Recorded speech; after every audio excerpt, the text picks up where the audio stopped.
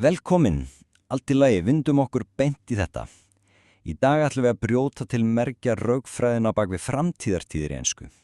Við höfum öll verið þar, ekki satt. Við kunnum að tala það sem að gerast akkurat núna og reglan það sem gerist í gær nokkuð skýr. En leiðu byrja að ræða morgundaginn eða næsta ár, þá fleikist málið aðeins. Málið að enskan býður upp á tvær allt ólíka leiðir til að orða framtíðina. Tvo svokallaða töfrahjálpara sem gera það yfir höfuð mögulegt að tala það sem ókomið. Þetta ekki bara spurning málfræði, heldur snýst þetta rökfræðina á bak við hvernig við hugsum okkar eigin áform. Byrjum að því að skoða vandamálið sjálft. Og þarna liggur hundurinn grafinn. Hvernig velur maður á milli will og going to? Fólk sem að læra ensku rekst mjög fljótt á nákvæmlega þennan vegg.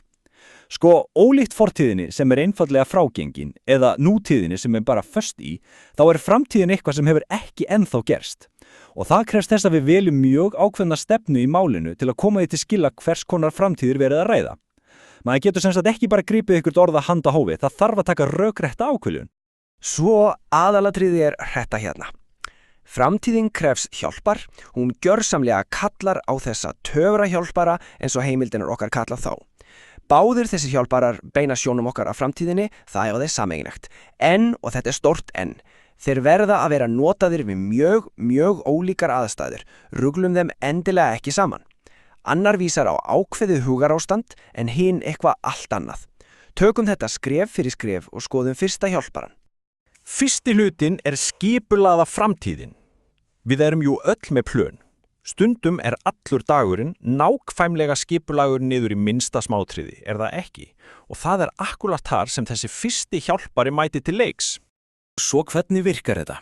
Til að nota going to þarf alltaf að byrja á sagnorðinu be, sem sagt am, is eða are. Svo kemur going to og loks venjulega sognin sem sjálfa aðgerðin. En heyrðu, málfræðin auðvitað bara tæki sjálft. Það reglan á bakvið þetta sem svo heilandi. Reglan segir okkur nefnilega að þetta sé engangu notað þegar áætlunin þegar til staðar í huganum, löngu áður en orðin sögðu upphátt. Ákvörðunin hefur strax verið tekin, hugurinn gerður upp, við erum ekki að giska eða skjóta út í loftið, heldur að lýsa fyrirfram ákveðnu plani. Tökum bara frábær dæmi beitt úr efninu. I am going to buy a car eða ég ætla að kaupa bíl. Þegar einhver lætur þessa setningu út úr sér, þá þetta ekki eitthvað sem kom upp í hugan fyrir 5 sekúndum. Nei, samsetningin á þessum hjálparaðlu, am, auk going to og svo sögnin buy, algjörlega staðfestir þetta sem fastmótaða áætlun. En biðu, það miklu meira á bakvið þessi orð en maður heldur. Það sem mér finnst persónlega virkilega áhugavert hérna dulda merkingin í tungumálinu. Orðin sjálf segja eitt, en það liggur svo stór saga undir. Dulda merkingin á bakvið þetta I am going to buy a car bókstaflega svo að áætlunin tilbúin og ákvörðunin tekin.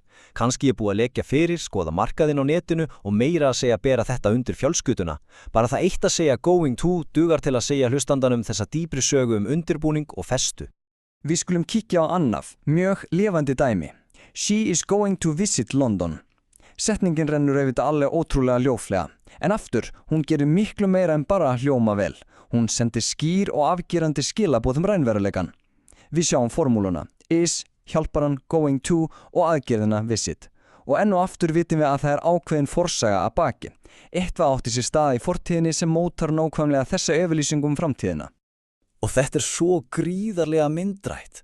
Dulda merkingin hér, hún eiginlega svo að miðinn sé þegar keyptur. Mögulega hóteli líka bara frátekið og bókað.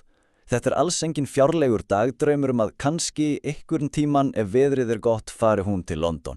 Nei, alls ekki. Að nota going to sýnir beina áþreifanlega fyrri aðgerð. Planið komið á fulla ferð og flugmiðarnir getu alltens verið í vasanum. Það nákvæmlega sá skilningur sem skilar sér. Heyrðu, höldum áfram í hluta 2. Snöggar ákvarðanir og loforð.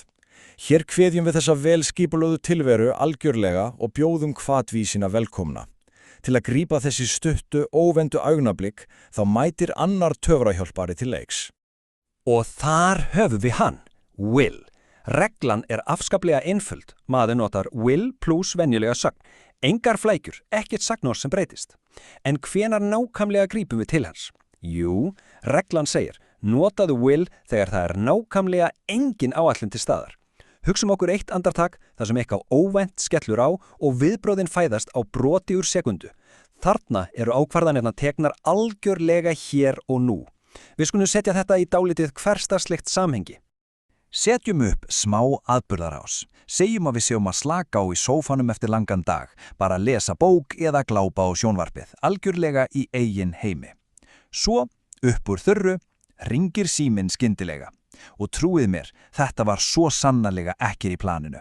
Það hafði enginn búið sér undir þetta símtal. Hvernig eigum við þá bregðast við á ensku án þess að brjóta rökfræði tungumálsins algjörlega? Nákvæmlega svona, I will answer it. Þetta einlega eina rétta eðlilega viðbragðið við svo skyndilegum atburði. Maður notar hjálparan will einfaldlega því að það var eitthvað sem lánaðist eða var ákveðið í hita leiksins. Það engin tími til að byrja að skipuleggja eða henda fram going to. Hraðin og spennan í þessari stuttisetningu smellapassa við okkar eigin mannlegu, eðlilegu viðbrögð. Til að draga þetta alveg saman, duldamerkingin kristaltær. Það var engin áætlun í gangi. Ákvörðunin fættist á núllpunkti akkurat núna. Sjáiði hvað enskan snjöll.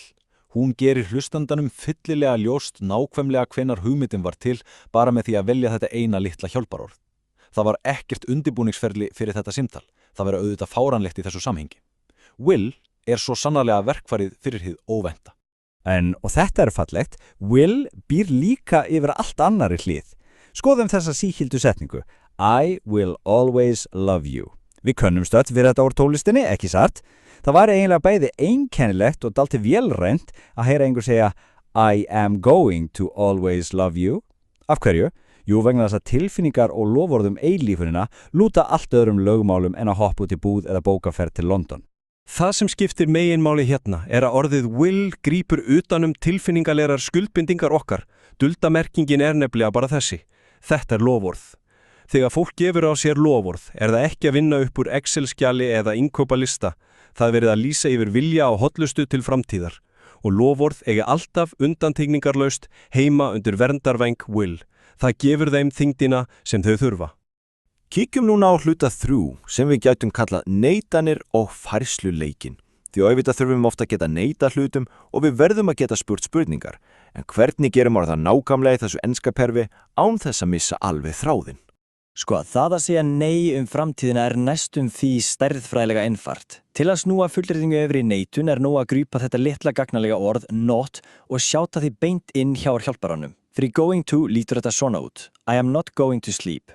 Og takt eftir, fyrir will reglan nákvæmlega svo sama. Með því að bæta einfallega við not fáum við I will not sleep sem fólk styttir iðulega í þetta fræga want. Þetta eitt af því allra þægilegasta við enska málfræði. Leiður reglan komin virkar hún á báða hjálparana eins og vel smurð vel.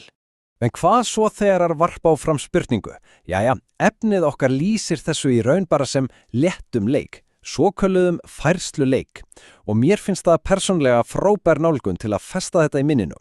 Þetta lítið tveggja skrefa ferli. Skref 1.